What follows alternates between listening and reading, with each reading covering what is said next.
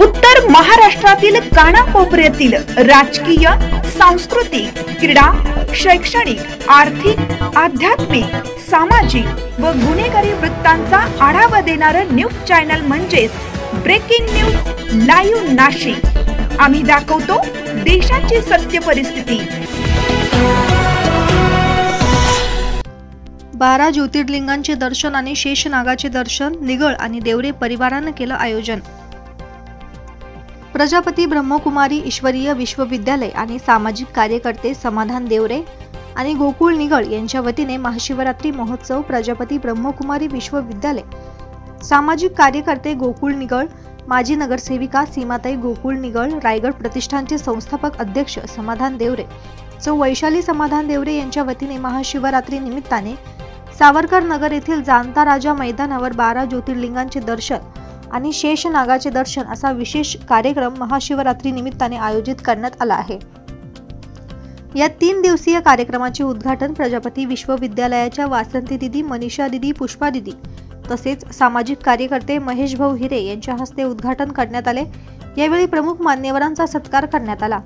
महाशिवरात्री निमित्ताने शिवदर्शन यात्रा, 12 ज्योतिर्लिंग आणि शेषनाग दर्शन, सचिन परब यांचे आनंदी जीवन गुरुकिल्ली, व्याख्यान, नाशिक होम मिनिस्टर कार्यक्रम अशा विविध कार्यक्रमांचे आयोजनही करण्यात आले आहे। या उद्घाटनाप्रसंगी व्यासपीठावर वासंती दिदी, मनीषा दिदी, सामाजिक कार्यकर्ते महेश हिरे, समाधान देवरे, गोकुळ निगळ, सौ सीमाताई गोकुळ निगळ, सौ वैशाली समाधान देवरे, माजी नगरसेविका आणि माधुरी गणेश बोरकर व्यासपीठावर उपस्थित होत्या। मान्यवरांच्या हस्ते ध्वजारोहण करून या कार्यक्रमाचे फीत कापून उद्घाटन करण्यात आले। नंतर संध्याकाळी मिरवणूक काढण्यात आली।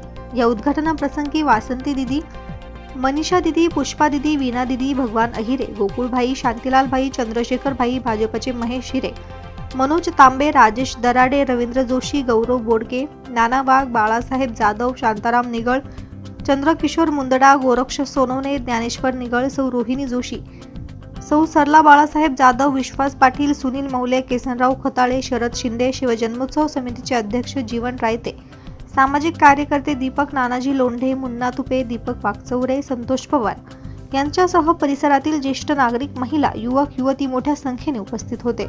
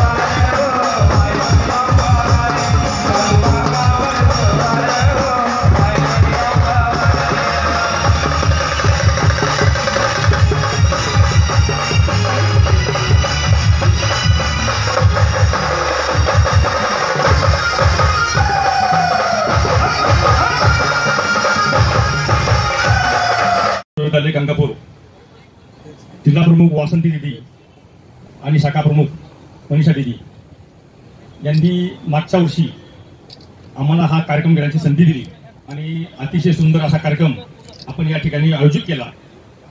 मला वाटतं सर्व आपले साधक सेवेकरी यांच्यामुळेच आपण हे कार्यक्रम पार पाडू शकतो असं मला वाटतं.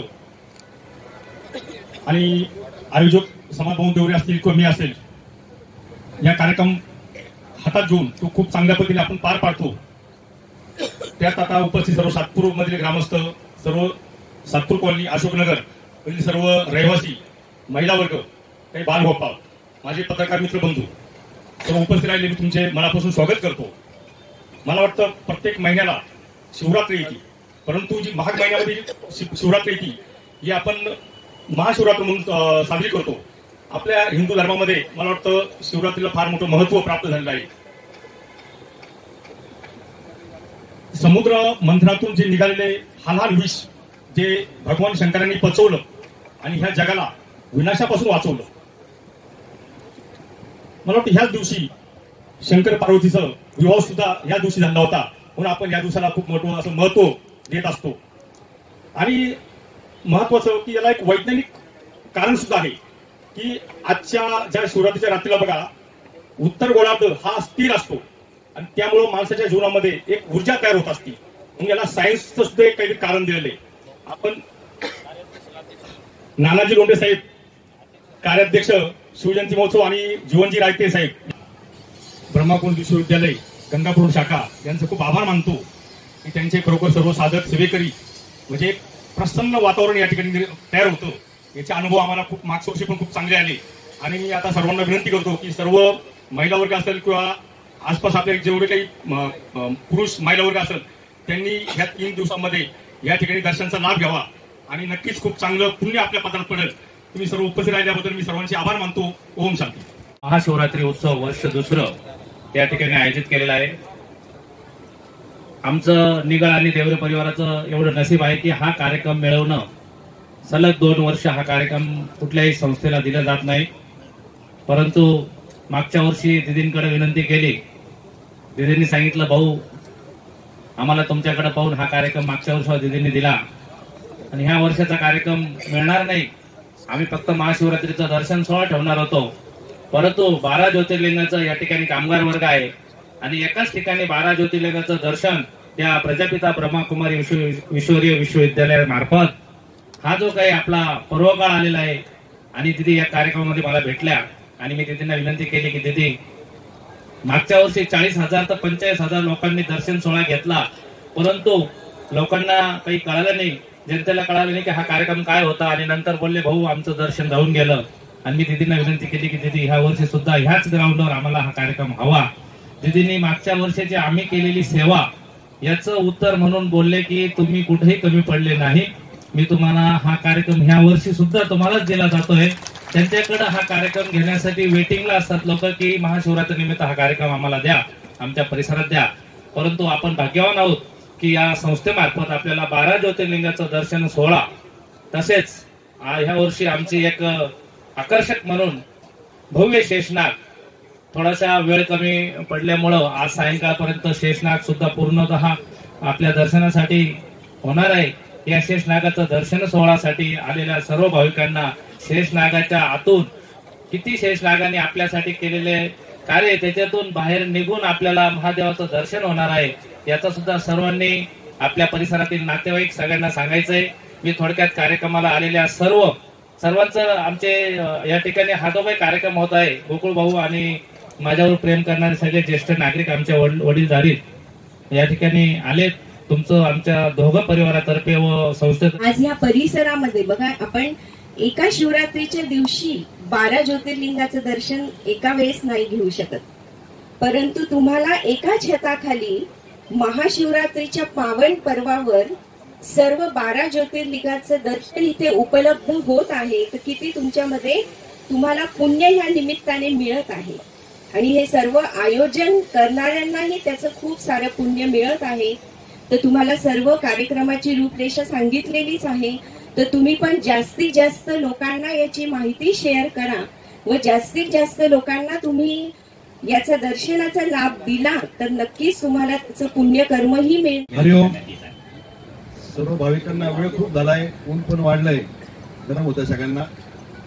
आजचा हा कार्यक्रम आमच्या गंगापूर रोडच्या ब्रह्मकुमारी ईश्वरी विश्वविद्यालय आणि रायगड प्रतिष्ठान, समाधानजी देवरे, गोकुळ निगळ यांचा परिवार आणि आदरणीय वासंती दिदी आणि यांच्या ईश्वरी प्रजापिता ब्रह्मकुमारी ईश्वरी ग्रुपच्या वतीने हा कार्यक्रम होत आहे.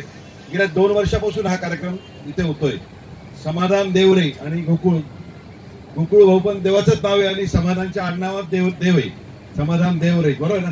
तर हे गेल्या 2 वर्षापासून हा खूप चांगला उपक्रम करतात आणि अनेकही सातपूर मध्ये त्यांचे सर्व अनेक सामाजिक उपक्रम चालू आहेत. गोकुळ भाऊ आणि सीमाताई आता